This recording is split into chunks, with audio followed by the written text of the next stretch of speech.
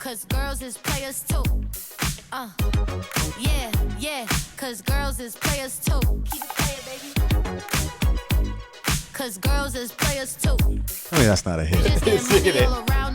Cause girls is players too. Yo, welcome back to the TTG podcast, y'all. We are here at the Advanced Creative Studio in the beautiful Livermore Valley on a Monday that we won't disclose. I'm here with the crew. I've got the Banana, SVC Savannah. What's up? How's it hanging over there? And the one and only Matsu. What's up, sir? Love that intro. It's always good. What's up, sir? Gets me fired up. No, I know. Yeah. It's all right. Standing 5'12", weighing in at 215 pounds. Damn. Solid. Isn't 5'12" just 6 feet? No, it's just under. It's just under. Take it easy. Take it Man, easy. that was rude. That was Man. Da-na-na-na-na-na-na.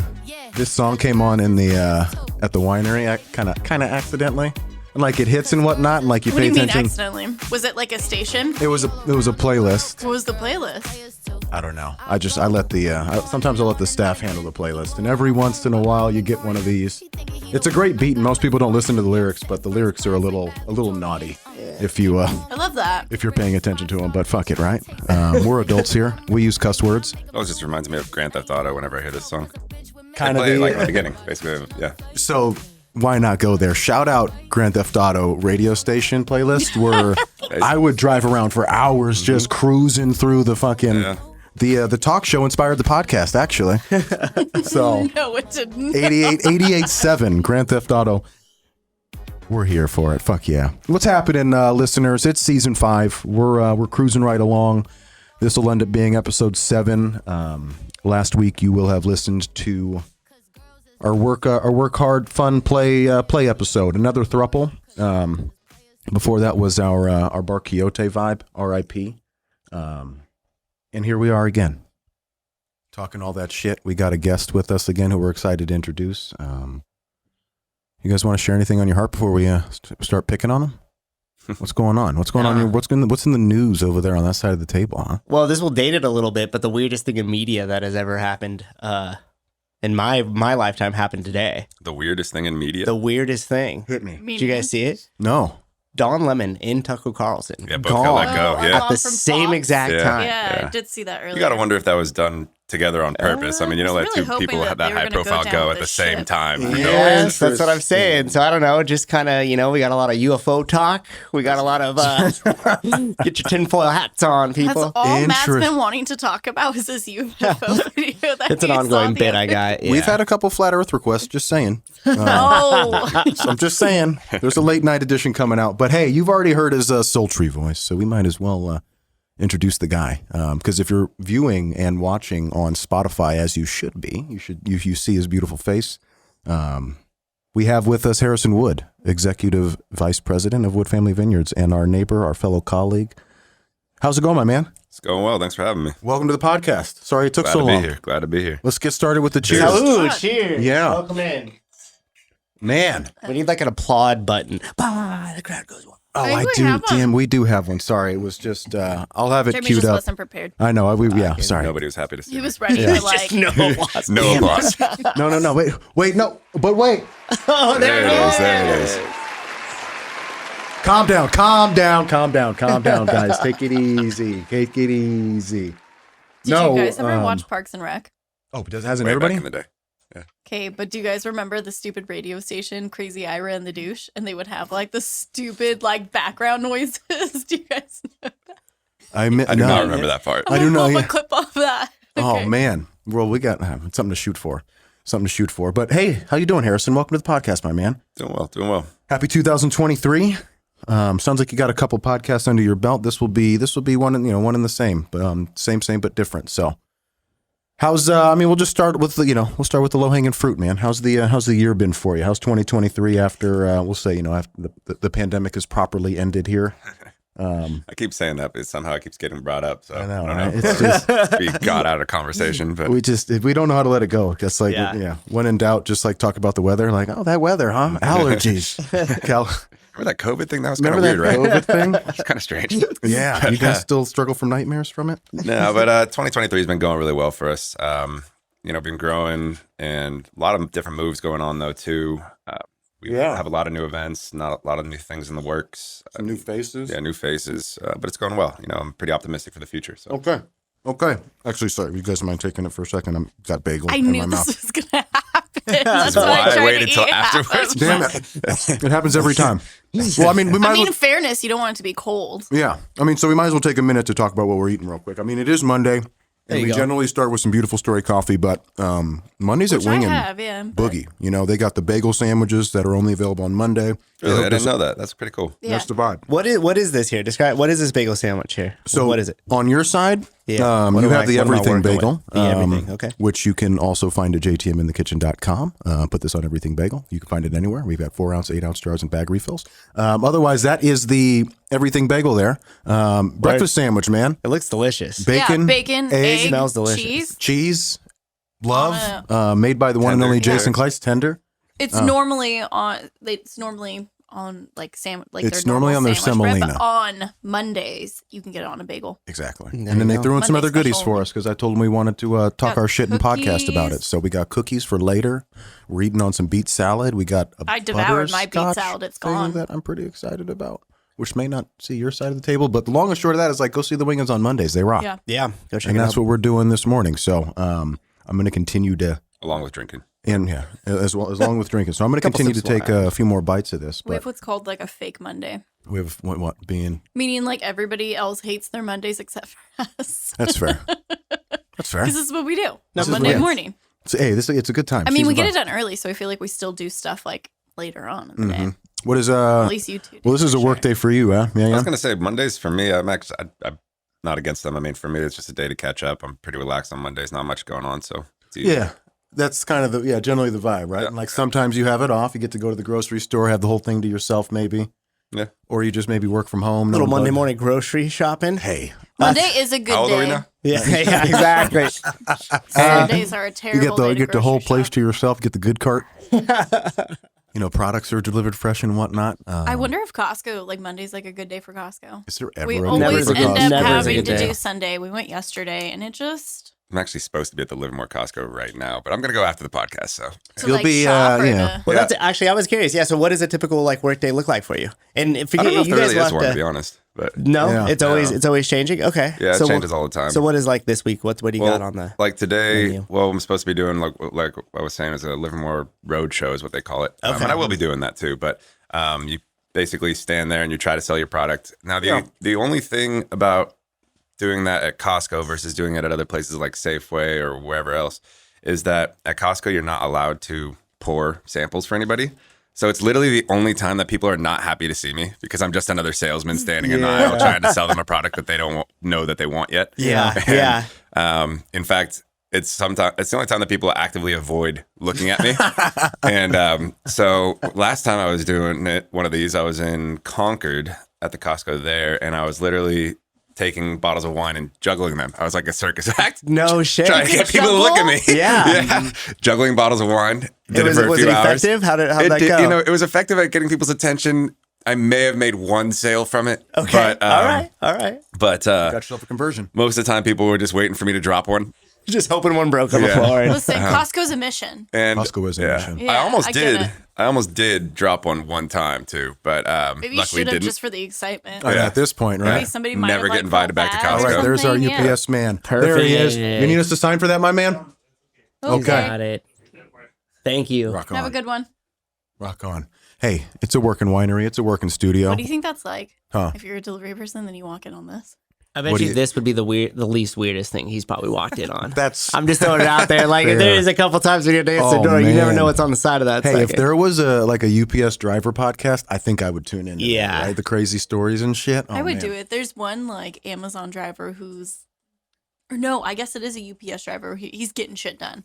And I wanted like whatever Probably he's Julio. listening to. I don't know who he is, but like he's not fucking around. Like he is running when he's moving. He's throwing shit. Like he's not messing around. He's driving really erratically, but in a way that I'm like, I respect the grind. Yeah, I I mean, respect the everyone has hustle. their feelings about various delivery companies. I'm pretty sturdy and steadfast on my feelings for UPS as like, Brown's the way.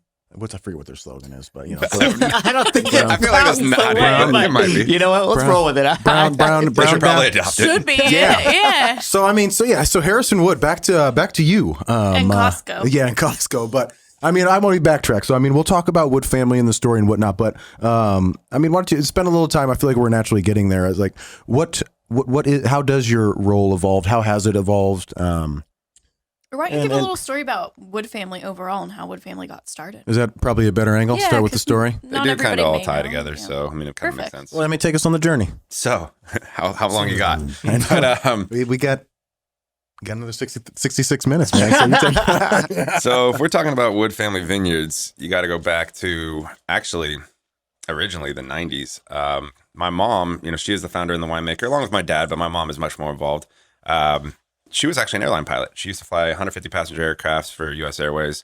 She had flown freight prior to that. She's been flying. That was her first love. She's been flying since she was in her teens. That's And cool. back in the day, so when she was a pilot for U.S. Airways, as a female pilot, you were not allowed to fly during pregnancy. Nowadays, now that we're in 2023, you can fly up to a certain term in your pregnancy. But back when she was doing it full time, the second you found out you were pregnant, you couldn't fly anymore, and they'd put you on leave. And so I, being the oldest of two, she was pregnant with myself. She couldn't fly anymore. And she heard an old wives' tale that beer is good for breast milk. Now, I don't know the validity to that, but it's something that she heard. So she thought to herself, oh, maybe homebrew has to be better. So she started looking into brewing her own beer. And so she brewed the beer. I was then born. Then she drank the beer, and I'm still alive and seem to be okay today. So that's good. That was her first experience making alcohol. Okay. And she started looking into winemaking. And back in the day, we lived in Fremont, and at the base of Mission Peak, actually. Represent Fremont. Yeah, Fremont. and which I feel like is a pretty common story for people in Livermore is to come from Fremont. I at some also point in time. was born in Oh, Fremont. man. Yeah. Washington Hospital, Ardenwood that was- Elementary. Shout out. Yep. Man, taking us Wasn't it back. Washington Birthing Center? Anyway. So my mom, she wanted to make wine because she likes wine more than she does beer. And she had a lot of fun making beer, so she looked into winemaking though. But at the time we lived in a neighborhood in Fremont. She actually took the effort to convince the neighborhood to then plant vineyard rows in the backyard, just a few rows at a time per house. And they were going to get together each year and make a neighborhood wine. And then, she got people on board to do that, but then it came time for them to do work and actually do the harvest and make the wine, and everybody kind of bailed, and so it never came to fruition.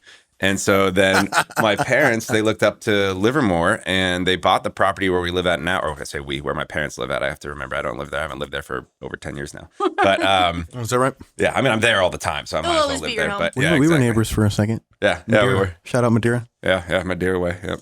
But which oddly has some weird stories about that too. But anyway, so they bought the property and they started the purchase in '95, finished escrow in '96.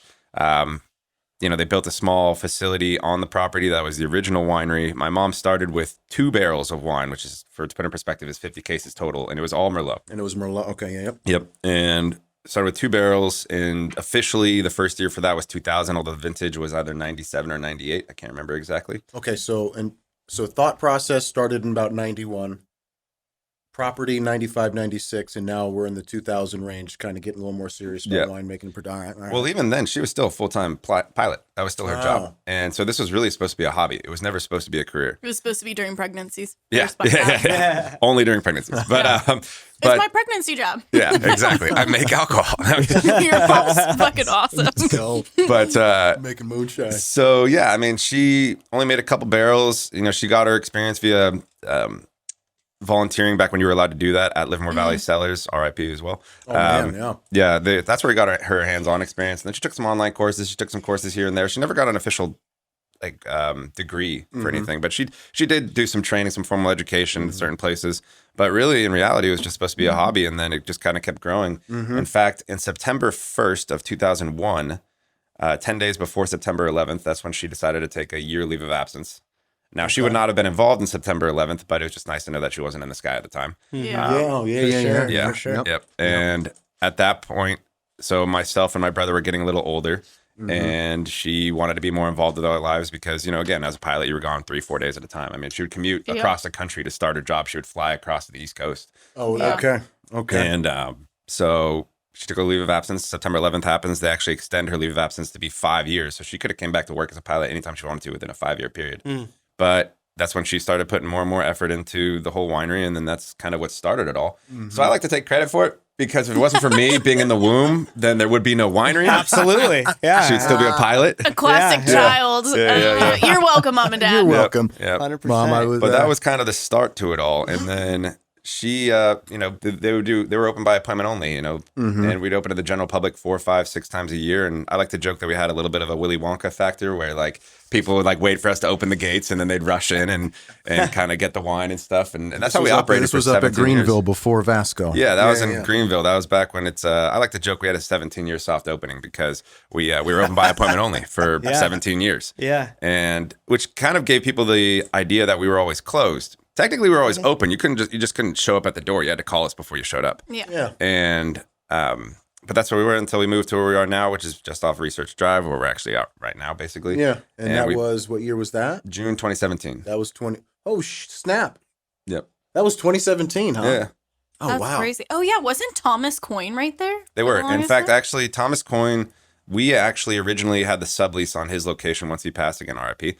But we had that location. He was in the Sidewinder building? Or Yeah, was he? yeah. Okay. So we were there before Sidewinder was, but we never opened there. Yeah. And so while we were getting settled in, the people in the building right next to us, which is where we're at now, 2407 Research Drive, they left. They broke their lease and left. And so we looked inside of that building. We're like, this is bigger and has more of an opportunity here. And so we just kind of shimmied on over to the next door. And that was only 2017. Shit, I thought you guys have been there for, well, you guys have been in the game for 23 years. 23 years, but that's still a pretty new facility. Yeah. But so I mean, that's how Wood Family Vineyards kind of got to where we're at right now. How that ties in with me, I actually wanted nothing to do with the wine industry growing up as a kid. so that's what I was gonna ask. Like, was that like chores as well too? It's like you're gonna go out and do stuff on the vineyard. Yeah, and so, yeah. Well, Tie 'em back. And, So I mean, child labor laws may have been broken. I'm not entirely sure. Family but, business means your ass is out there. Yeah, but no, I mean, I think those laws change when it's a family business, actually. I have Yeah, no nobody idea, to be snitches on you. That's what happens. Unless it's myself snitching on myself on air. But anyway, so I mean, I'd grow up working at several different events and things like that. But when I was a kid, I wanted to, and I had the dreams of being a football player. Everybody thinks they're going to be a star, something like that. NFL, baby. Yeah, Going to the NFL, baby. And then in college, that switched over to being a lawyer, I think. Okay. Oh, okay. At some point, I wanted to be a teacher that would just What got travel you the into world. law at all? Like, was there anything that really You know- sparked it, or was it just kind of? It was a civics teacher in high school, Mr. Fletcher, I believe was his name. I know And- Mr. Fletcher. Yeah, and he inspired me to look into political science. I don't know if he knows that he did that, but it inspired me to look into that in the first place. And then in college, I just really gravitated towards it. In fact, a lot of people, they think constitutional law when they take con law course, they read through the Supreme Court cases and all that kind of stuff, that it sounds like super boring and everything. But to me, it was a bunch of short stories that it was like a mind game of like how this played out and stuff like that. And so, so graduate college, go travel around for 3 months, bummed in on my parents' couch. And at this point, it's June 2013. And I actually, at that point, I needed to get a job. And Darcy Kent actually approached me. And Funny enough. yeah. And so I knew that they needed help. They were just getting started at their location where they're at now.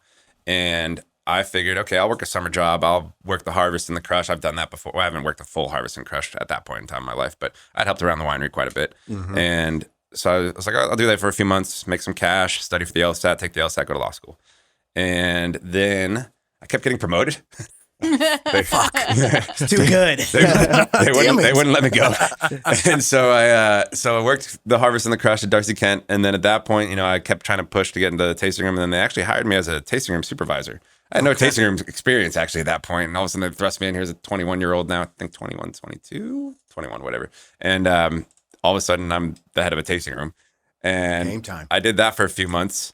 And then ironically enough, I don't want to name names on this one, but I didn't like answering to the person who I was answering to at the time. He's no longer with the company, but we just didn't get along too well. And so I went to the Kents and I said, I'm really grateful for the opportunity and all this. And, I had a good time here and everything, but, in reality, I'm not asking for a raise, I'm not asking for a promotion, but I either have to answer to somebody else or I'm going to be leaving the company. And the only reason I'm telling you guys this is because, I've known you guys for such a long time. I didn't want to leave them hanging and just then be like, where did Harrison go? And so I go back to work, go back to Darcy Kent. I get a call later from the Kent saying, why don't you come to the house afterwards and after work? And I said, okay. So I go to their house and, really nice plate of sushi, really nice wine glasses, really nice wine. Oh man! And I'm like, okay, they're either firing me or they're promoting me to something. It's one or the other. They're either firing me and saying, hey, we're hoping that it's going to be amicable and we'll still be friends and everything, or they're saying some big announcement. So that at that point they actually they offered me the job at West Coast Sales, and so I'd covered California, Arizona, Colorado. Nevada and Hawaii as part of my territory. Wow. And and so that was just, I'd started in like July, right? And doing the harvest and the crush. Then in September, I started in the tasting room. And then basically August, September, started the tasting room. And then October, November, I started West Coast Sales. Very first trip that I did for them, I'd go to Vegas, which was eye-opening experience in itself. And that was the first place that I'm working at. I'm working behind the scenes, working with casino managers and stuff like that. And, I go into this one casino and, he's like, you hungry? And I'm like, yeah. And he just kind of looks over and kind of snaps his finger at the chef. Man. Chef whips out plates of sushi, sashimi. We're drinking wine. I'm like, this is work. Like, I could get paid to do this. Like, this sounds good. And then did that for like half a year. And then in July of 2014, they offered me the national sales manager position. And I was covering 30 different states selling wine at that point. And so July 2013, I'm working in the harvest in the fields. And then July 2014, I'm covering 30 different states selling wine. Wow. And so that was a lot of fun. And that all happened at the same time as taking my LSAT and thinking about law school. And the decision came down to, okay, I can take out a bunch of money and go into law school. And maybe it works out. Or I can get paid to travel the country and drink wine. And I think I'll do that one. This gig's pretty good. And I'm already in it now. This is working here. But, and so, did that for a while, had a lot of fun doing it. And then. Were you still moonlighting at Wood a little bit? Not really, actually. That was full time. At that point in time, I still. Mom's good, dude. Yeah. Moms really don't need their kids for shit. Well, I was gonna ask. I've no moms. They don't need them. So did that get weird? Like working at another winery, like you had dinner and they're like, "So how's it going over there?" And not at the time, actually. I wasn't sure where I was going to end up still, and. It wasn't awkward for me, at least. Maybe in my mom's back of her mind, just like, what the hell are you doing over there? Or something like that. Killing it in sales. Yeah. Like, why are you doing this? But no, in all honesty, though, I don't think it was awkward at all, or I don't think there was any sort of issue there. It's common in the wine industry, too, especially when you come from like a wine family that you work for other companies like prior. Well, you guys were, neighbors here in Livermore. As well, which I'm sure helped. Live in the same commune. Yeah, I may have grown up right next to them. Next to him. Yeah. So I'm sure that was a pretty organic transition. Yeah. And if I was Rhonda, I'd be like, hey, why don't you go spend their money and figure it out and come back and give us all the best. Think about it. Like dads need their kids for sure for like everything, but moms are like, don't worry, I got it. Like we use this space. It's okay. Is there a real touch on your mom while we're saying it? Is she still flying now? She still has a license. Okay. She still flies. Yes. Okay. She doesn't fly commercially. She hasn't flown commercially since 2001. Yeah. It is pretty cool to go flying with her sometimes. She's kind of, and I guess the apple doesn't fall too far from the tree because she likes to have fun. And, and it's always an interesting story, going up. So like she just flew up not that recently to, oh my God, I can't remember exactly. I don't know if it's Arnold or where it was, but somewhere up in the Sierras or the foothills of California. She flies up there and she noticed she has some issues with her radio and there's something just not right. And so she decides to put the plane down onto an airstrip out there. And she had to do it without even communication with the tower there because her radio didn't work. Shit. And another pilot comes in behind her and flies behind her. And she said, and he's like, no, you were tailing some black smoke back there. And she's like, no, didn't know that. And so, I hear this. And so immediately I call my mom and she's like, oh yeah, we can't really seem to figure out what's wrong with the plane, but I'm gonna, I think I'm gonna try to fly it back to Livermore and we'll get it back there and look at it then. I'm like, Mom, absolutely in fairness, not. that's like 30 minutes, right? She's like, yeah, but I'm like, okay, so the thing is something going on with your car. If you're trying to make it somewhere, okay, your car breaks down. But if you're in a plane and the plane breaks down, you have a much more serious issue going on. Yeah. Listen, but statistically, you're more likely to have injuries and death in cars than you are in planes. true. But Not usually when you know it's busted. Yeah, I was gonna say, not when you What know are you that it's- talking about? That's a commercial flight statistic. That doesn't count. I don't question Rhonda on this. She's the expert. I'm It gonna was defer funny, to like, her. Well, I got through to her. Luckily, I had to put my big boy pants on, and I had to play the parent at that point. But yeah, so I did convince her to go ahead and stay the night and have the engineers look at it. And sure enough, they told her, no, this is not going in the air. Oh Jesus! So that's it. So she does, Your but mom- she does fly. Your mom is. I've met her like a few times, and she's super fun. But I wanted to tell you this. So last week I was out with winemaker Eric Miller, selling some wines of like Breaking Bread and Kokomo, and I mean Eric's really like great stuff, knows what he's doing.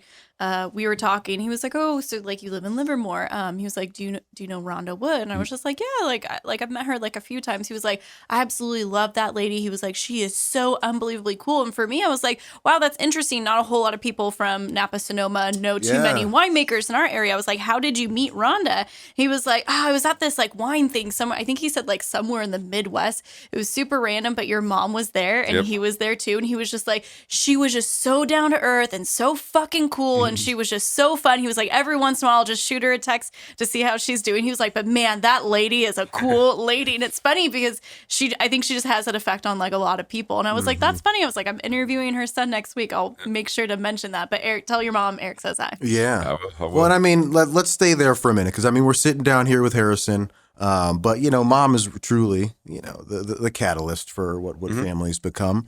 And I mean, well, let's just stay on her spirit a little bit because I mean, it is a. I mean, Rhonda glows, right? You know when Rhonda walks into a room. I wrote a little note here: spirit for community. I don't think there's too many more ambassadors for this region that are just more situated and just a good representation of really like the spirit of Livermore. You know, communal and whatnot. Rhonda's everywhere at all times, supporting everybody.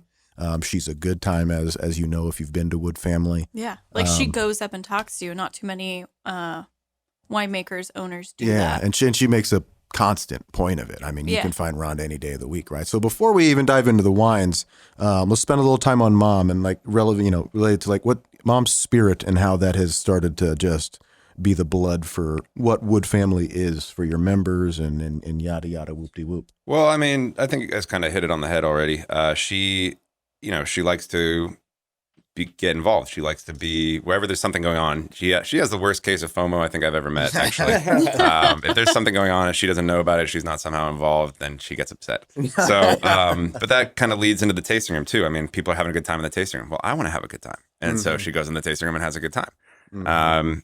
And funnily enough, I'm pretty lucky in that I didn't even realize that was really a difference maker. If that makes any sense, It's like natural to you growing up and being around her and seeing it. And I do the same thing, and that's basically from her because that was just like you said, it's natural. It's what I grew up doing basically, but a lot of people do mention that as a difference between Wood Family and a lot of other wineries is, you know, you can go there and hang out with the owners, the winemakers, the winemaking team, the management, everybody. They're all kind of there and love having a good time. I mean, if somebody doesn't like having a good time, in all honesty, we're not going to hire them. I don't care how good of a winemaker you are or not. If you don't like having a good time with people, then you know, you got to be at least a little social and everything. And but her energy, her generosity, her just being genuine as a person, that really kind of helped build the brand aside from the wine. I mean, the wine's great. Don't get me wrong. It's awesome. I put our wine up against anybody's wine in competitions or whatever it might be. Now I'm going to be getting a bunch of calls from other wineries like, oh, you want to see good wine? We'll try it. But, Hey, that's all right. Yeah. But Rhonda's one hell of a competitor too. Yeah, she is. But yeah, just the energy, the spirit, and just everything that she brings to the table is kind of what helped launch Wood Family Vineyards in very many ways. Yeah.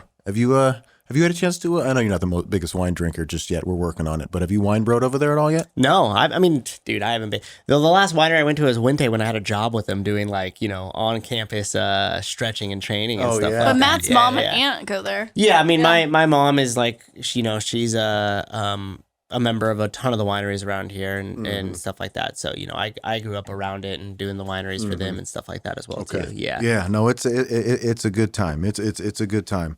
And I mean, next to Altamont as the the big name here. I think Wood Family as a winery is probably the most prominent situation here. You guys are open more days a week, and just that the energy of the tasting room really matches where we are. Yeah, we're planning on opening up even more days, hopefully. I mean, we haven't settled on this yet, but the plan is to be open 7 days a week.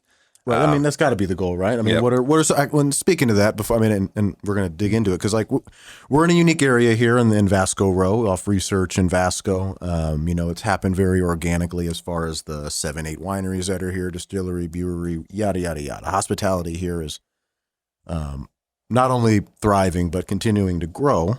Very entertaining area of Livermore. Yeah. But everyone has always wanted to be 7 days a week here. It just hasn't worked that way yet. So I'm just curious, like, what are some of the, some of the things, conversations you're having related to how you guys might make a 7-day operation work here in this location? That can be tough Monday, Tuesday, Wednesday. Well, what's funny is that as far as like the day goes throughout the middle of the afternoon for a weekday, it's very hit or miss. I mean, you'll have one Friday in the afternoon where you won't get a single person the entire afternoon on a Friday. And then the next Friday, you'll have a constant flow of people. There's not really a way to gauge that for the middle of the day. But the one thing we've come to realize is that, events are key. We do live music every Wednesday and Friday. There are several wineries now that do music as well. But we were the first winery in Livermore to be doing music every single week, every Wednesday and Friday evening. We do acoustic Wednesdays from 4 to 7 p.m. It's usually like 1 or 2 people playing at a time. And they'll play acoustic music. It's usually a little bit more intimate. There's definitely good amount of people there, but usually relatively quiet and kind of a hangout setting, if you will, like a lounge like, if you will. But Friday nights from 5 to 8 p.m., we call them Fun Fridays, and we have a full band every Friday from 5 to 8 p.m., and it's like a party, so it's a good time. That's awesome. Yeah, that's when I'll go check it out. Yeah, and then now we've just started getting into some other things. I mean, the first Thursday of every month, we're doing music bingo, and the first one we did officially was a couple weeks ago. Yeah, a couple weeks ago. And what is music bingo? I know, right? Imagine bingo, but when a song comes on, you have to identify the song and see if you have it on your card. And if you can't identify the song, then you're not going to get it. Playing like a short clip of it? Yep. And it's a lot of fun because people drink a lot and then they start. My name written all yeah, they drink a lot, and then when they're drinking, they'll start singing, and everybody will start singing the lyrics and everything. It's less about winning and more about just having a good time with people and drinking and listening to music. And we do have some prizes and stuff like that too, but that was a hit. I mean, this last one, I think we had like 70 people or something like that. The last one. That's fun. Yeah, man. And then just last week on Thursday, we did a piano bar for the first time. Piano bar open mic. Cool. And these piano bar open mic. Yeah, this guy came, brought the piano, and we have at least 3 scheduled with him. His name's Gary, but he brought a piano and plays. If nobody wants to get up there, he'll play the entire time. It's 3 hours. It's from 3 to 6 p.m. Is this lightweight karaoke we're talking about? It's lightweight. Yes, open mic. It's fancy. I know. I'm trying to think karaoke. like, wait, can you do like comedy or like what is the deal? Oh my God, Matt, let your stand up go. Oh, you definitely can with some nice piano in the background. That's what I'm thinking. Sure, yeah, you definitely could. One guy got up and he did drag, and it was amazing. Everybody loved it. And wait, that would be really fun. I want to be there for so that. if you get the courage, Mr. Piano Man's ready to put something nice together for you. And everybody had a lot of fun. It was a good time. And in all honesty, you never really know what to expect with these things. That was the first one we did. Yeah. And it's from 3 to 6 p.m. and that was their suggestion, not ours. And like in my opinion, I was like 3 to 6 on a Thursday. Who the heck's going to show up to that? But apparently there's a pretty large retirement community out there. And, yeah. Oh man, wow, that's cool. Yeah. And so I mean, they're looking for things to do. There's people saying that, oh man, we've been looking forward to this all month. And I'm like, really? Okay. I just don't know until you like throw things out there, which that's my question. How do you guys come up with these? Is it somebody who's suggesting? Or? That's okay. I got to give Holger the credit for the piano bar. I was about to say R.I.P. Holger, but he didn't die. He just moved. Yeah, he just moved. Yeah. So shout out to Holger. Shout out Holger. But so it's a combination of things. So the dynamic and how the winery works. So my mom is the founder and the winemaker, and of course she likes to get involved in the tasting room, and of course we involve her in conversations regarding events and everything like that. And she would have an interesting opinion on this as well. But it's not necessarily what she's doing full time is deciding how the tasting room operates or deciding how the events are going to operate or anything like that. Her focus is winemaking and making sure people are having a good time. If she notices that people don't have wine in their glass, she gets anxiety. Same thing as me. I get it from her. Like if I walk in, if I have to make a delivery or something like that, and I see people without wine, they could have maybe just finished, but I immediately I'm like, who's on this table over here? They don't have one. And but the way in which we function is my mom. That's her main focus is the winemaking. I kind of, to a large degree, handle pretty much most other things outside the winemaking sphere of the winery. So when it comes to these events, you know, I will give. So when it comes to Holger, who's now at another winery in Plymouth, he did the music bingo and the piano bar were kind of his babies in a way. I mean, he found the music bingo and you know, he came to me and he told me what he wanted to do, and I was a little caught off guard only because it costs like a few $100s for the program, and I'm like, it's bingo. Like, what are you talking about? Like, what do you mean it's going to cost us? Bingo though. But I'm like, I'll print the cards right now at FedEx. Yeah, I was like, I'll go and make my own card and make my own playlist, and we could just do it for free. Like, why are we paying for this? But you know, he's like, no, you know, and so I came with him, and we went to another place around. I think it was in Pleasanton, and they were doing music bingo over there. So I sat and I said, oh, you know, this is pretty fun. Actually, it's pretty cool. So him and I kind of worked together on how we were going to do this and approve it basically. And then for the piano bar, that was also his idea. I mean, he did a really good job on that. And then, but when it comes to like the events, like our release events, sometimes we do like library tastings. Sometimes we do, you know, how we operate or whatever else it might be. We do events at the house. Like we do house concerts. I would kind of come up with that based on something that we used to do back in the day. So when we originally, I mentioned that we were open from 2000 to 2017 by appointment only. During that time, when we would do quarterly release parties, we would have a band at my parents' house where the original location is, where the Vineyards are. It's where the whole setup is and everything. And that was kind of, you know, that's how we'd operate. We'd have different wine pouring stations around the band. And it wasn't focused on the band though. It was focused on the wine. The band was more of a background. People they'd go through, they'd taste the wine, they'd buy, and they'd typically leave. And I kind of took that idea and focused it on the bands.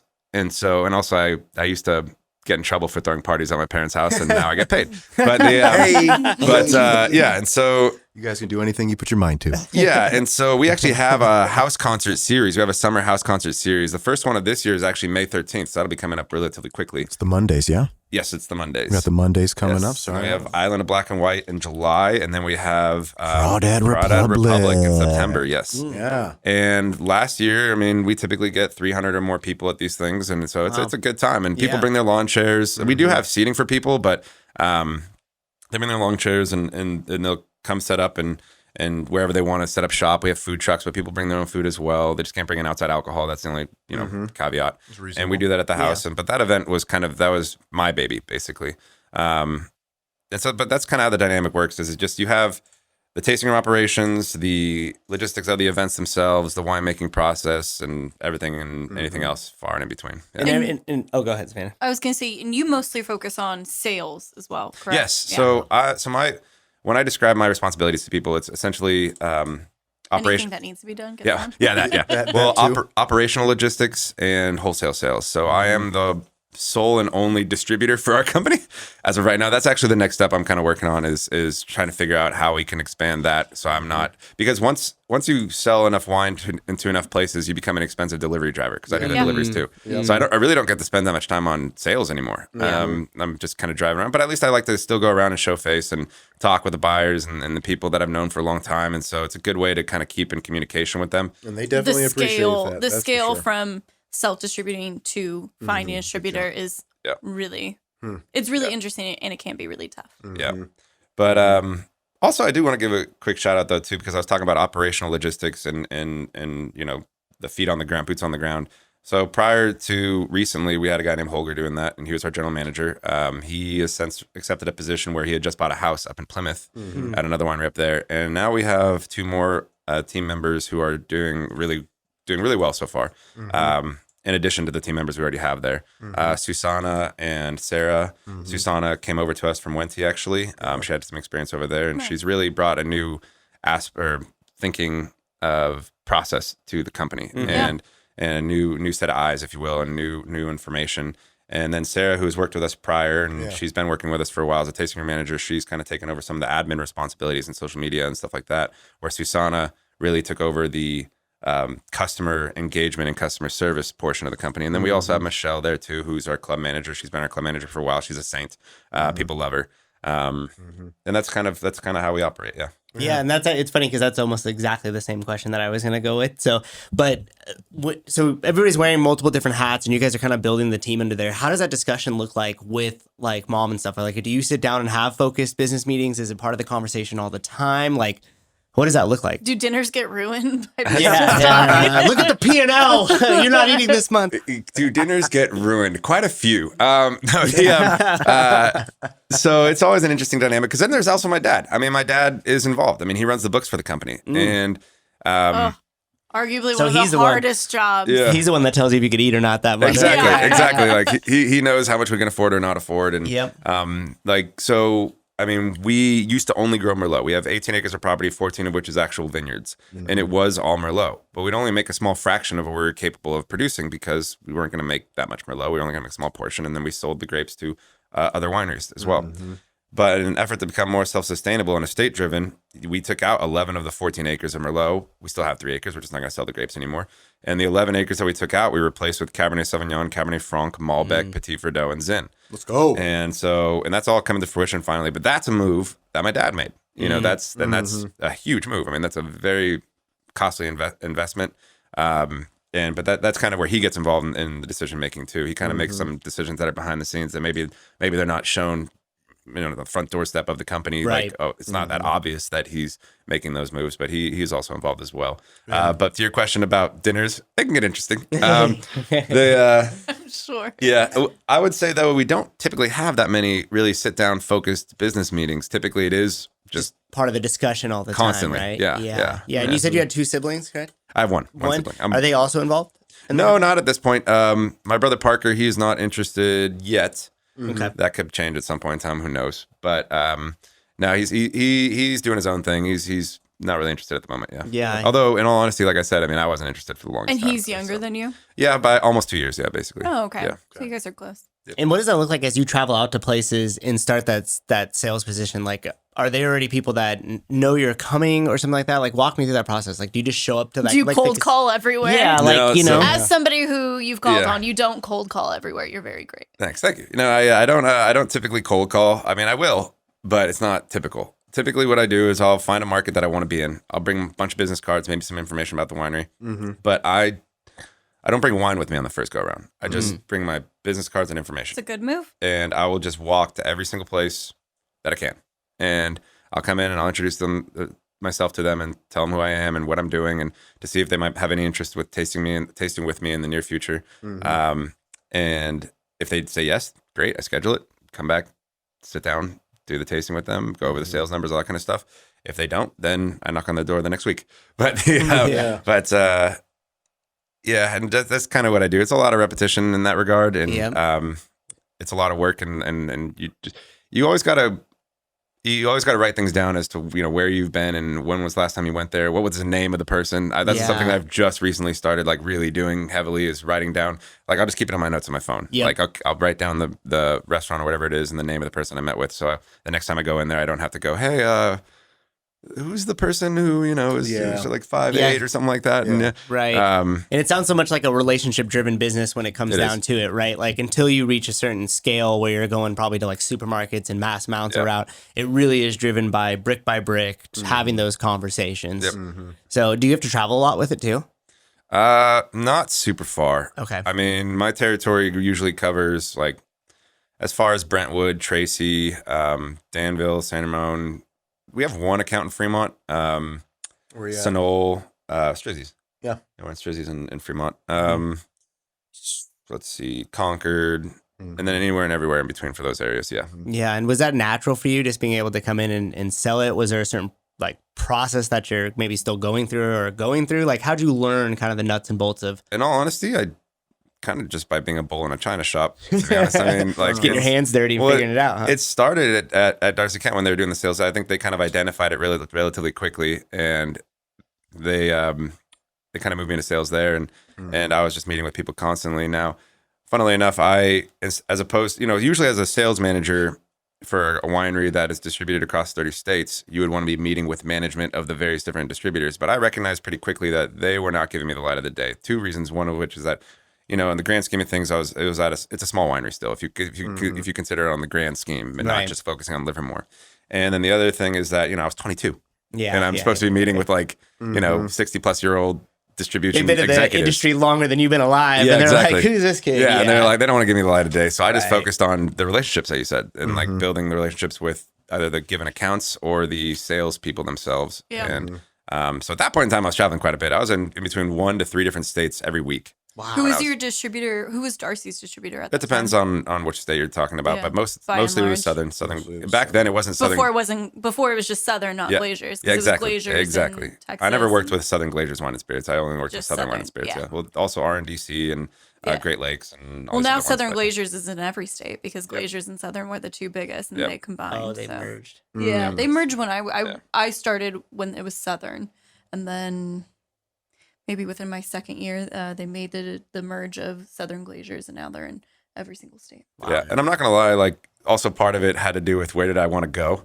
So like Hawaii was part of my territory, and Hawaii at the time we only sold like 4 or 5 cases a month, and in Hawaii. So I Worth talked, it. Yeah. Yeah. Well, I talked to Darcy. I hadn't been there yet, so I talked to Darcy. I'm like, hey, how about I take a trip to Hawaii? And she goes, Harrison, we're not paying for you to go on vacation. And I was like, I'm telling you, I'll make it worth your while. She goes, okay, fine. We'll do it once. If you make it work, we'll make it work. And if you don't, then you're not going back to Hawaii. So I go to Hawaii and I was slinging I deals need to left and sell right. this wine. I was making crazy deals out there to just Yeah. get rid of it. And we sold 60 cases in like 3 days or something like that. Nice. When we were averaging like 5 cases. It's the a benefit month. of doing Wow. work with like that. And like you said something earlier, the management, working with management, especially when you're working with a big distributor like Southern was and is, you have to rely on the sales reps and build relationships with those people, because at the end of the day, they're the ones who are going to be in there day after day into those accounts. And if you can get them to like you, they're always going to want to do you the solid. They're always going to let you know when there's an opportunity there. They're always going to be like, no, like I really like Harrison. Like this is what I'm going to push. Because if they don't like you and you're an asshole, they're gonna be like, I'm not going to fucking sell your there's stuff no way. because I don't have to. I make commission on other things. It's like those are the best people to like get with, and when you do work with them, it really like it changes the whole dynamic. And it's subtle, but I bet that packaging helped a little bit in Hawaii too, right? Well, this is Surfboards when he out was the with back room. Darcy, not Wood. Oh yeah, we're talking Darcy, not Wood. There Yes. might You be take another I know. It's not starting to kick in. I might be getting an itch to go back to Hawaii, though. There might be a little push just to be saying, moving dude. this Listen, label all out to 4 Hawaii. of us Yeah. can go. Yeah. We We'll just come go with right you. now. We'll do it together. We'll make it the Wood family I party. can That'll see work. this down at Duke's over at Waikiki. You know Oh, what I'm dude. saying? Right Well, off that- the beach there. Well, it has the beach on the label and everything. Now we're talking about Wood family's label, but it has the beach on the label and everything. But actually, the rosé I think would do really well out there because it's got a clamshell with a pink oyster on it. Oh, and it's a perfect. sexy Let's little go. It's super bottle and- crushable too. Yeah. But yeah, after that trip to Hawaii, I mean, I was told, I was like, yeah, you can go to Hawaii whenever you want. So I'd go to Hawaii twice a year after that, and it was great. Yeah. Solid. Yeah. That's Yeah. Nakoa's like That's dream. He's awesome. like, I don't care what I'm selling. I just want to be a West Coast manager so that I can like go to Hawaii and sell my products there and see my family and then Why the fly heck back not? home. Yeah, why not? Why not? And here we're talking about, so for what it's just adding another angle to Harrison as a salesman. So my previous job at Nottingham Cellars, I started right before the pandemic came on as a sales guy. I was gonna, because prior to that, I was a beverage buyer. I was the guy who Harrison would come and meet Over at Sabio. over at Sabio, and I did that for 6-7 years. So different. Moving It's on to so the other yeah, side. and I was like, well, here, let's flip it and let's just get right back after it. I think I know what I like. I'll just be that guy. Relationships was big. Yeah. Get to know the people that you want to buy your products. Don't just be a fucking used car salesman. But nevertheless, fast forwarding, like I started to hit the ground, and he's talking about different territories that he's in. Every place that I went into to like start a new relationship had Wood Family Vineyards on the menu.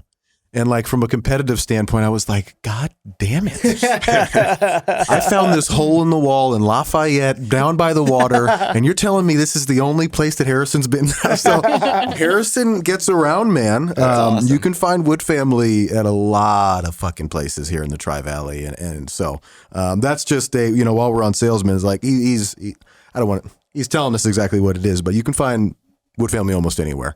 And I would have to imagine that's just Harrison hitting the ground with persistence and consistency, and why not just end it with a question? Is like, I would say, what's the and we're talking about it, but what kind of salesman would you say you are? The qualities that make, conversions easier and more successul for Wood family. Well, kind of actually going off what I was talking about with my mom, actually, was just being genuine. I mean, she's the one who, I told you what I do. I told you that I go to different, markets and just kind of walk the territory and just come and introduce myself and talk about the brand and all that kind of stuff. I mean, I got that from my mom. I mean, she did that same thing back in the day. I mean, she would just come and bust indoors and, and so I would say genuineness. That's kind of what is I hope sets me apart a little bit. Yeah. But, yeah. Well, I would say so. Ask the 57 vendors that he works with, and within a 5-mile radius. No. Oh yeah. Well, I don't think you do the hard sale either, and you're just you're polite and you're nice, and there's nothing I hate more than like a hard sale. Yeah, and it's when somebody's trying to I don't know. And this is why distribution or this is why sales are interesting, right? Because it's like it's person to person. So you really have to play like different personalities. There's one specific rep that to this day, I'm like, I fucking hate that guy. Yeah. I fucking hate that guy. Because he tries to come in with like almost a wine bro kind of attitude of like, well, you're stupid if you don't do this. I'm like, I guess I'm stupid. Get the fuck out the door then. Well, going back to what you said earlier, like people want to buy from people they like. Yeah. I mean, that's every single sale. It doesn't matter what you're selling. It's always going to boil down to the relationship that you establish and do you have and do you like them, right? Because like you said, you want to do them a solid or you want to see them succeed. And on top of that, if you have an amazing product that backs right behind that, that's when you really have a win. And that's the thing too, is like when you are on that side, everybody has good wines. Everybody's approaching with you with good products. Like it's very rare that somebody's putting a product in front of you that just like isn't good, whatever you want. Maybe it doesn't fit what you're doing for your program. Yeah. Maybe it does. But so at the end of the day, you're like, you have all these choices. So like, if the only difference is I like this guy and I don't like that guy, I'm going to choose the guy I like. Or more FaceTime, the family, that'll be a differentiator for just sure. Speaking from experience, that happened, often. Yeah. I've turned down a lot of products that were even just say like marginally better than the one, but like I bought relationships. And to Harrison's point is like when I was a beverage buyer, don't sell me anything before you come in and taste the food. Or try the product. Don't come and tell me what you think you can offer to the brand that you have nothing about. Right. Name three menus on the item. Or three items on the menu. Three items on the menu. Go. Totally. Who's the chef, Yeah. Right? Yeah. Before you start telling me like, oh, this is going to be great for your program. You don't even know what we do. Right. That's just a line, right? So that goes back to the genuine, like you were talking about before. So when you're genuine with it, people understand and they feel the authenticity. And that ultimately that establishes the trust. Yeah. And really, if you're going to, when you're talking about any business transaction, regardless of industry, we need to have established some sort of trust and then we could operate. And the quicker you're able to build that trust in that relationship, the faster you're able to operate with that individual. The less you have, the slower it's going to be. It's more likely if I ran out and I forgot to order and it's Friday and I'm like, fuck, there's no way I'm going to get something. If I text Harrison, I know he's going to come and grab and bring me a case of what I need. Yeah. And that just doesn't happen everywhere. So, I've delivered at 9 p.m. on a Saturday. I need a case right now. I do tell the buyers though sometimes I'll be like, as long as I'm not already hammered or something like that, then I will make the delivery. I think you actually did tell me that. Those exact words that gave me deja vu. I think you did tell me that. Yeah, look, if you're calling me at 9 o'clock, man, there's got to be a little. There's a risk involved. I'll call an Uber driver. It'll go pick up the wine and go to get it to you. But and I mean, I think that's also too like you guys are probably familiar with Vaynerchuk, right? Gary Vaynerchuk, and that's why he was able to make that transition so seamlessly from what he was doing in his dad's wine store to marketing. Because he understood that it was an authenticity and it was about being able to go that extra mile. And there was a funny story about him delivering some case to somebody in the snow on Christmas Eve or something like that, which reminds me, like you were saying, you get that call at 9 p.m. on a Saturday and you're like, okay, well, here we go. Let's go make this delivery and make another satisfied customer. I know Hannah. I know Savannah will have a... You did eat a gummy, you fucking liar. I know Savannah will have an opinion on this, but, you're having the conversations now where you're probably in enough places now. You're clearly on the road enough, really, maybe just deliveries that, like, how do we scale this?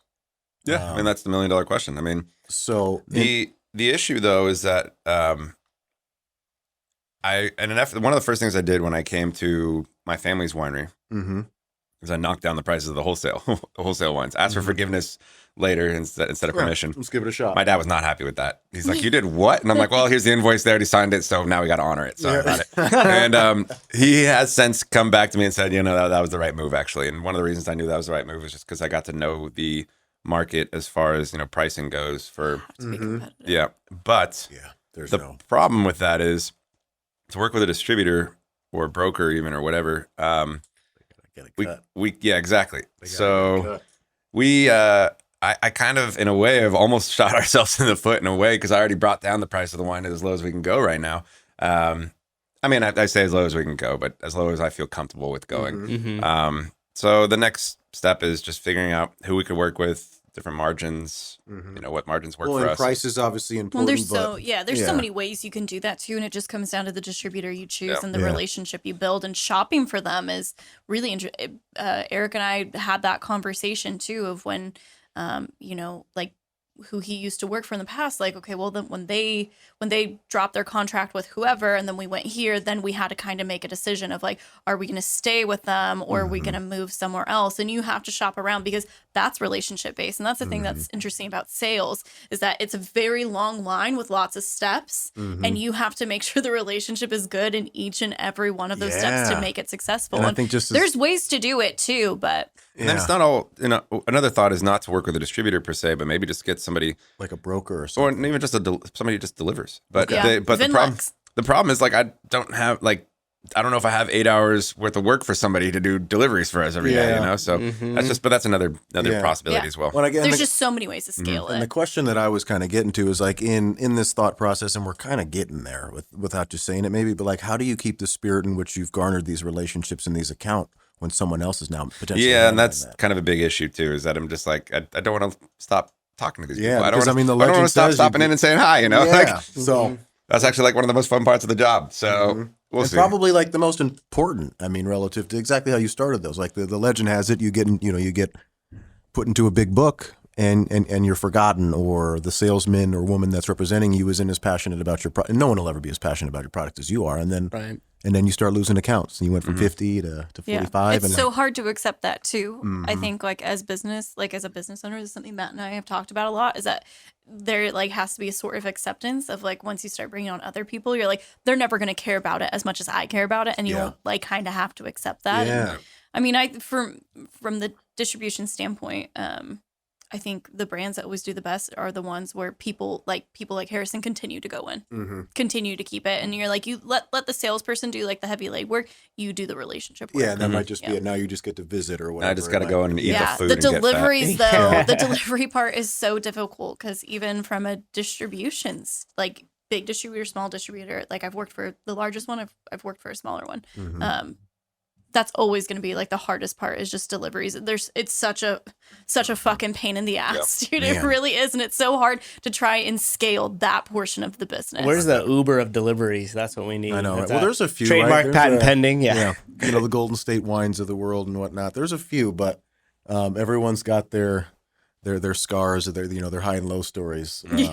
With how those work and why those work. So let's go. All right. Well, we're diving into it. We're gonna veer away from the sales a little bit, and we're gonna talk about the freaking products a little bit. So you brought us a couple things here. I did. We're back to Wood Family Vineyards, and we're drinking a little bit of Zinfandel and Cab Franc. I may or may not have put in a subtle request for the Cab Franc, but just give us a little bit of insight. What are the wines? What's the style of your wine relative to what other people might encounter here in Livermore Valley? And we'll just start there. So I brought these two wines for a couple of reasons. One of which because you asked for the Cab. One by request. Yes, and in all actuality, actually, I mean, as you know, there's several winemakers and people in Livermore that are trying to push the thing of Cabernet Franc being like the wine of Livermore Valley. Personally, I'm a little bit on the fence about it. Not because anything wrong with Cab Franc. I love Cab Franc, but I just have my own opinions about the wine here. I think we make a lot of things really well. But that being said, we're definitely one of the first. We might be the first. I say might because now I'm going to get called by somebody else. Be like, we were making Cabernet Franc back in 1999. We invented the Philly cheesesteak. Every family winery has been the first family winery in California. I can tell you that from a sales standpoint. Every single one of them. And so, but we first did Cabernet Franc in 2001, and so we might possibly. I know we were one of the first for sure. Yeah. But we might have been the first one to do a true 100% Cabernet Franc. I think more importantly is you kept doing it 23 years later. Yeah. Yeah. We've done it every year. Yeah, exactly. This one comes from 3 different vineyards. It comes from our own estate vineyard off Greenville. It also comes from the Bill Johnson vineyard, which is immediately next to Rari Molyneux. Okay. And then Sakau as well.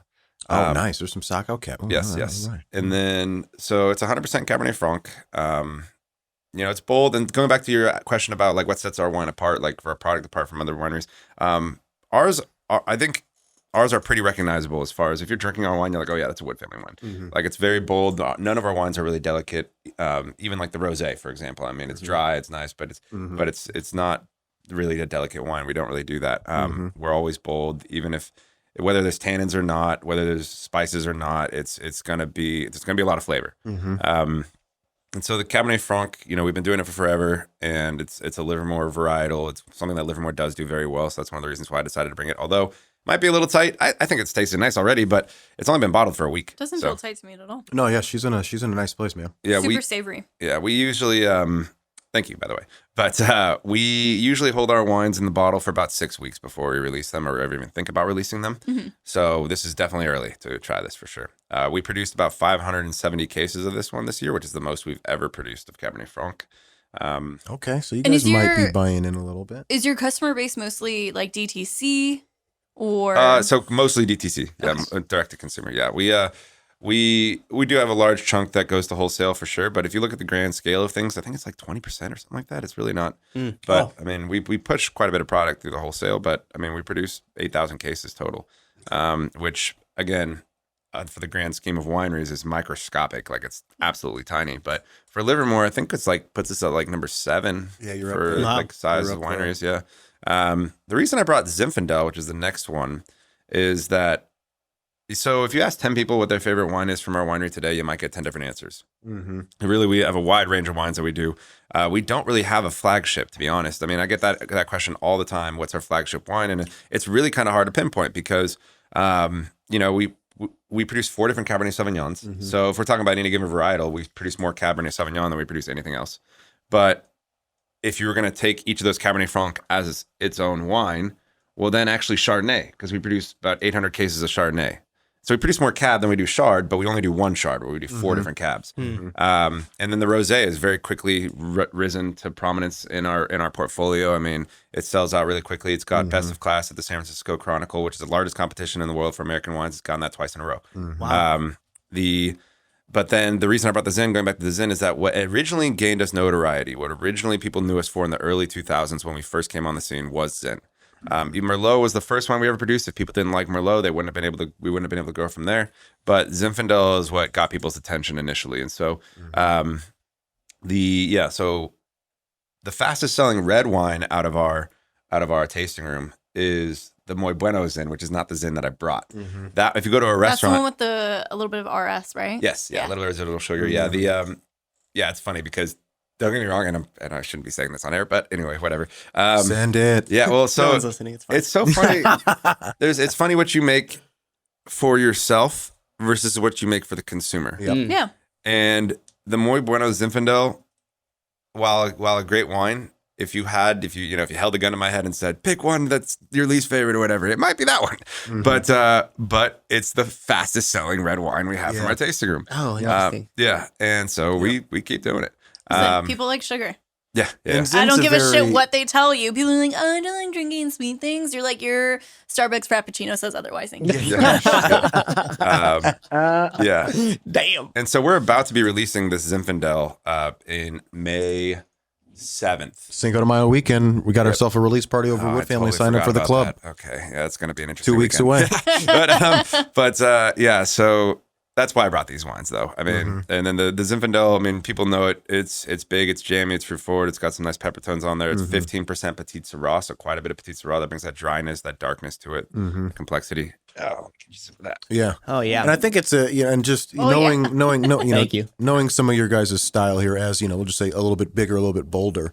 Zinfandel is inherently a juicy varietal. So I think, maybe that heavier, that heavier extraction, heavier impact is a great, like Zinfandel is a great wine to take that and still be very soft on its edges. And what's funny too is that you're right. for many Zins, that's how it is for sure. And ours kind of follows that in many ways. But the funny thing about our Zin is that we're one of the places that, people are always surprised. You're serving Zin after Cab. That's good. Mm-hmm. Our Zin is bigger. Like our Cab is big. Don't get me wrong. It's tannic. It's got all the tones you want in a Cab. But our Zinfandel is just very bold. So it typically goes last, actually. You got a little Petit Syrah on there too. That helps. Yes. I mean, I don't. Yeah, Yeah, I like I think it. This that is makes. in I here, think that right? makes sense there. Let's just spend a little here. Well, I'm just gonna spend a little moment with Take it from me. Nobody knows wine like I do. It's delicious. wine. Give it wine, bro. Wine, bro. Matt, can I have some of yours? Yeah. If you're drinking with us, TTG listeners, just take a moment to savor and enjoy what you got in the glass or in the red Solo cup. Yeah, I like it. It's later than usual for me. It's almost 12 already. Yeah, Later than usual to start drinking. hey, you can't drink all day if you don't start in the morning. That's My- just Serving a fruit in. that's just science. That's just science. So I don't want to get too far away from just the signature varietal conversation just yet. And the more I learn about Wood Family, I have a better understanding of your disposition as a business, just on the idea of a signature variety. Wood Family was, it was born on intuition, curiosity, adventure. You guys are a fun and playful brand. You mentioned you don't have a flagship, and the numbers have shown you probably never need one. So why dig into it, et cetera? But broadening the spectrum out, thinking bigger than Darcy Kent, Nottingham alone, Wood Family alone, the market says, at least now and historically, it hasn't changed yet, but the market says that regions generally grow when associated with some type of varietal identity. Is that fair to say? Yeah. And I'll give you that. yep, you heard it here first. Absolutely not. No, I'm kidding. Yeah, right? I'm kidding. So when you think of Napa, you think of particularly Cabs, and some people will say Sauv Blanc, some people will say Chard. But when you think of Sonoma, Pinot, Chard. You go up a little farther north, Zinfandel. Yeah. Paso started as the Rhone Rangers. They reinvented themselves as the Cab Rangers. Livermore Valley, at least in my historical experience, has been known for Wenti and Concannon. And that's not that's an identity, but it's not a varietal identity relative to how the market has consumed regions. So I guess, that kind of is the question. So just where are you at with this latest kind of Cab Franc renaissance? Yeah. I obviously definitely had you bring a Cab Franc intentionally. So obviously we love Cab Franc. We've been making it, like I said, we might be the first. Again, somebody, if you hear me out there right now and you know that you're the first, please don't shoot me. But Let them know in the comments section. yeah, exactly. We are one of the first for sure to do Cab Franc, and there's a reason for that. We like the varietal, we like it on its own, and yes, Livermore does make it very well. I could see why there are numerous people who are trying to make it the varietal of the region. I'm not so against that. It's not that I'm against having a varietal of the region, and I see where you're coming from, that when you can market a certain varietal, it does help the region as a whole. I don't think that's always the case. The example that I look to is like Bordeaux, the most prominent region in the world for wine. What's it known for? It's known for 5 wines. It's got 5 noble reds. Yeah, but it's Bordeaux. Yeah. Like those 5 are referred to as the Bordeaux ones. Exactly. Like, people, so I hear you. I hear what you're saying. So, and then also there's the question of, there's 5 different reds that are known But as Bordeaux. everybody makes those. Yeah, exactly. So that's the argument, Yeah. is that everybody in that area cannot make it anything but that. Yeah. And it's Well, that's always expanding referred now, to but as Bordeaux. Sure, but then it's not referred to as Bordeaux. Yeah. Now you get Yeah, yeah. taken down to a Albarinos and stuff different. like that. Yeah. Well, you get even taken down to Albarino's different actually ones. is officially Bordeaux. But do Yeah, finish. no worries. We're going to jump in here, No and there, but worries, finish no your worries. sentiment. Yeah. And then the other part of that discussion though is how did these regions become known for a specific varietal? Did Napa take Cabernet Sauvignon and decide that they're going to make it their varietal, or did they just start making it really well and people realized it and then it became the varietal of the region? Chicken or the egg. Yeah, exactly. And so for me, in all honesty, if we decide to take a varietal and make it the varietal of the region, I'm not going to get on any soapbox and be like, no, it is not the varietal of the region or something like that. That's not what I'm planning on doing. That's like I said, I love Cab Franc. There's a few other ideas like the trifecta where it was Cabernet Sauvignon, Cab Franc, and Sauvignon Blanc. There's a lot of different ideas that have been thrown around. To me, in all honesty, I don't really care because I'm just going to do my thing and sell my product regardless of what the varietal of the region is. And that's what I'm going to do. And it's worked out so far. And but when it comes to varietal of a region, I'm fine with there being a varietal of the region. I'm fine with there not. My other kind of bit on that is there are wineries, like such as Page Mill Winery, for example, or Dante Robert, or a Grail, or various others that I think make fantastic wine, and they don't make a Cab Franc. And so it's just, does it force their hand at making one, or does it will they make one in the future? Does it hurt them by not making one? These are all questions that come into play. Luckily, it doesn't affect us. Luckily, it does not affect Wood Family Vineyards because we make a Cab Franc and we make a lot of it. So Yeah. And but that's just kind of my personal thing, is that I have some opinions, but none of them, to be honest, are that strong. Yeah. Like if like I said, if we decide that Cabernet Franc is the varietal of the region, cool, do that. I'm still going to keep selling my wine. It's And fine. I'd say, where I agree with that is like, I've had, R.I.P. McCann family. This region grows great Rhones. Oh, yeah. I've seen here and there, Italian varietals that are fun. Not that we're going to be known for Italian varietals. Like one of the things that makes Livermore's climate unique is our ability to grow a range of things. But there is just a conversation, in my opinion, that a sense of focus on something. You know what I'm saying? So, in having this conversation, and it's tough because you talk about those people who maybe don't make it, or yet, McGrill's got Cab Franc. They do have Cab Franc in the barrel. I hear it's amazing too. I haven't tried it yet, but I hear it's actually really fantastic. So, and I think, and there's a lot of angles to it, but I think most importantly, which is like, no one's going to get left behind, and you can always show up to the party a bit later or whatever it might be. I think it's just an interesting conversation. And we're having the conversation with the greater market, relative to how they consume new places. And it's fun. I will kind of add on to what you're saying though too, with the marketing of a specific varietal. I do think somebody is more likely to come to a region if you tell them why. So that would be an argument for having a varietal of the region. I mean, if somebody's just like, come to Livermore and try the wine, well, which wine? Right.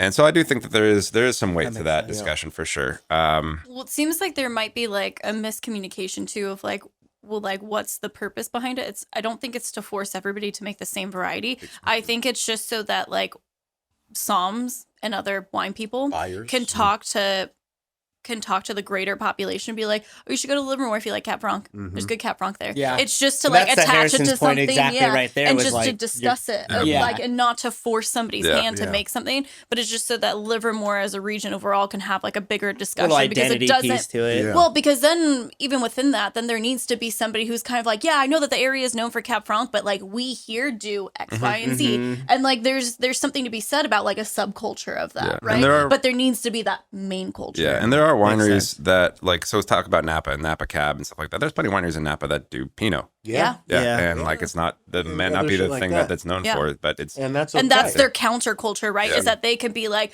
I know everybody else makes like Cab Sauv, but we make Pinot, and that's the conversation right Yeah. there, And I right? think one of the things that makes Livermore unique relative to this conversation is that like majority of our lands are owned and farmed by a single family, in the Wenties. So like, whereas other regions, like Napa's not Robert Mondavi land. It's Napa, right? Yep. Like Yep. Mondavi at one point was the biggest name, still has a name. But like they developed very organically 60 years ago into a regional identity. I think for the first time, we need a regional identity relative to a varietal, whereas we have always been known for a family. So if we are going to do that though, then we need to kind of really go in on it. And what I mean by that is we can say that Livermore makes good Cabernet Franc all we want, which it does. Yeah. I agree with that statement. But I think it's like the 6th most planted vineyard or varietal in Livermore. It's not even top 5, I don't think. Yeah, And not- so if we're going to do that, then we need to plant more of it. Yeah, And there 100%. needs more of it, and needs to be more of it to go around. Have you had a chance to read that UC Davis document that's floating around? I think I know which one you're referring to. I know I've read bits and pieces of it. If it's the same thing that I'm referring Yeah. to, Give us the abstract. Let's hear it. Well, I mean, just to the point that he made about there's not that much planted. We're in this position where farmers, Livermore people, we're pulling a lot of vines right now because they're just coming to the end of their usable life cycle in the next 4, 5, 6, 7 years. A significant portion of vineyards here in the valley. And the conversation relative to signature varietals, like what do you plant? You plant vineyards for a 30-year investment. So while there's not much planted now, this conversation could spark an uprising of Cab Franc and Sauvignon Blanc and things of that nature. So he's not wrong in saying it's not very widely planted and it's not very widely available for the most part. That is true. but we're in this unique timeline and position in the Livermore Valley history where we can Tip the scale that we can way tip if you the want scale to. that way if we decide regionally that's Yeah. something we want to do. Doesn't necessarily need to be. And let me tell you why. Do you want to know what the number one variety that's planted in Bordeaux and the majority of France? Can you name it? Merlot. No. It is in my No, book it's- that I read. I was gonna go. I was gonna go with that. Nobody knows what it is, and I'll tell Yeah. you why. It's the biggest one, but it's not the most important one. There is something to be said about exclusivity and obscurity. So Uni Blanc is the number one There- variety. Really? Yeah. That's a cool trivia. There's question right there. something- That's cool. Somebody spent a lot of money on learning about wine and getting a sommelier certification.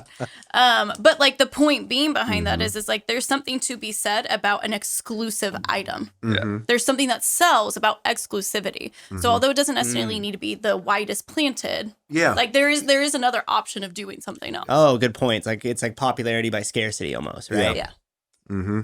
Which could work here. So it's an interesting conversation. It is, yeah. Harrison is Good having points it there. more, a little more and more. He sits on the board of directors for the Growers Association as well. His mother sits on the board of directors for VTV. That's still current, right? Yep. So they're heavily invested in the conversations and whatnot. They're not just they're invested. That's the long and short of that. So it's just interesting. It's the first time we've had a winery on the podcast this season, so it's something that Savannah and I have farted around with in episodes past. I just want to make sure we continue to talk about it because I'm not so steadfast that it has to be Cab Franc. I am 100% positive it has to be something. Okay. That's fine. That's Uni kind of Blanc. Yeah. and that's where and that's where This is I actually am. just a trick. Does anybody I'm does trying anybody to- do that in Livermore? Uni Blanc. Uni Blanc? No, probably No not. way, man. No fucking yeah. We It's a we great- make every other Bordeaux varietal. Why would we not make that one?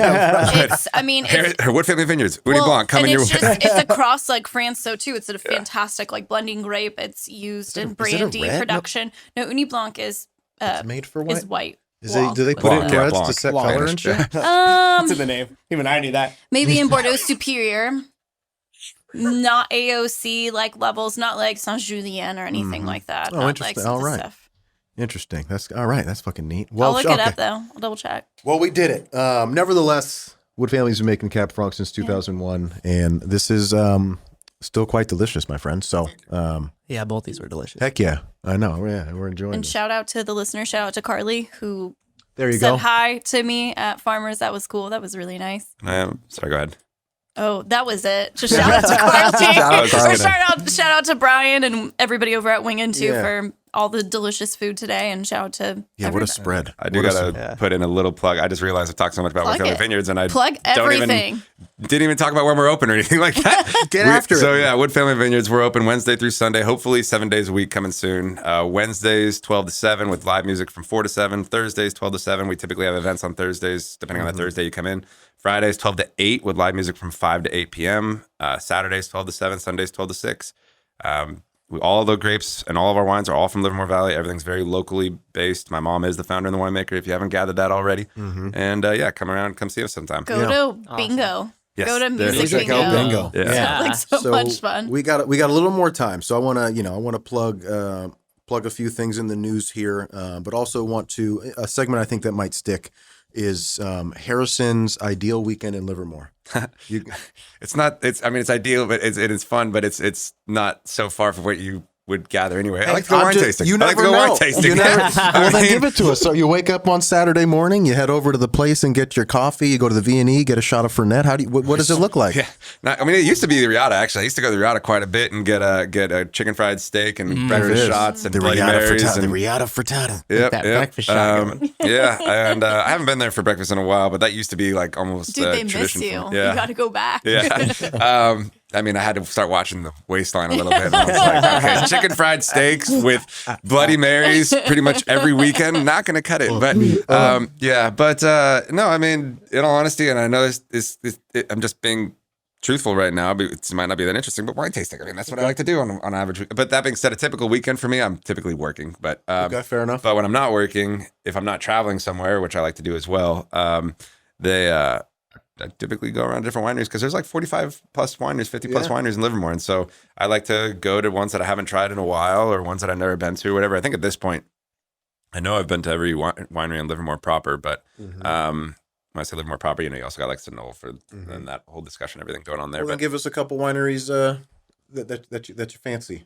It doesn't have to be a bit more. I mean, there's a few of them. I mean, you got Cuda Ridge, you got Las Positas, you have the McGrail, you have like you have Darcy Kent, you have Three Steves, there's a lot of them. I mean, in all honesty, I could keep going down the list. I mean, the Vasco Row, we got like 10 wineries right here. 10 wineries, 2 breweries, and a distillery in less than a quarter-mile radius of each other. And it's all worth checking out here at Vasco Row.